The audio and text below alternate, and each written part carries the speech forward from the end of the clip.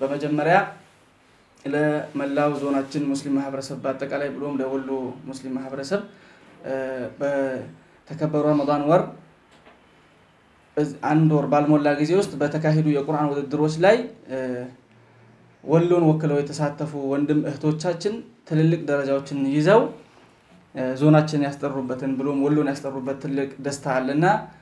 በመጀመሪያ በዓለም አቀፍ የቁርአን ውድድር ላይ የእህታችን ቀመራ ሀጂ ወልዩ ከኛው ትውልድ የሆነች ማለት ነው በመቀጠል ሶስተኛ ደረጃ በመያዝ አስደስታናለች በመቀጠል ኢትዮጵያ እስልምና ጉዳዮች ጠቅላይ ምክር ቤት ባዘጋጀው ሀገር አቀፍ የቁርአን ውድድር ላይ ከሴቶች ተወዳድራ አንደኛ ደረጃን በመያዝ የዞናችን ብሎም የከምሴ ከተማ ተወላጅ ሐፍሳ ኸድር ዩሱፍ አንደኛ ደረጃን ይዛ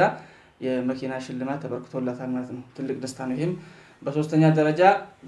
ትላንትና ሰሞኑን በነበረው ዱባይ ላይ በተካሄደው የቁርአን ውድድር ላይ ወንድማችን የኛው ልጅ የሆነው መስዑድ ኑር አህመድ በዱባይ ላይ ሁለተኛ ደረጃ በመያዝ አጠናቋል አልহামዱሊላህ ረብል ዓለሚን ይሄም ትልቅ ደስታ ነው በአራተኛ ደረጃ ወንድማችን መሐመድ አወል አደም በሀገር አቀፍ ቁርአን ውድድር ላይ ወሎን ወክሎ ሄዶ ከደሴ ሁለተኛ ደረጃን በመያዝ የሐጅ ጉዞ ሽልማት አግኝቷል ማለት ነው ይሄ ትልቅ ደስታ ነው ለዚህም የመላው የዞናችን ሙስሊም ማህበረሰብ የወሎ ማህበረሰብ በአጠቃላይ እንኳን ደስ አላችሁ ለማለት ወዳለሁኝ በዞኑ እስልምና ጉዳዮች ምክር ቤት ስም ማለት ነው ይህ በእንዲህ እንዳለ ቀጣይ ለሚደረገው ኢስቲቅባል ወይም ደግሞ አቀባበል ለማድረግ የታቀደ ነገር አለ ይህን አቀባበል ለማዘጋጀት ከደሴ እስልምና ጉዳዮች ምክር ቤት ጋር ከኮምቦልቻ እስልምና ጉዳዮች ምክር ቤት ጋር በመተባበር እንዲሁም ደግሞ በከምሴ ከተማ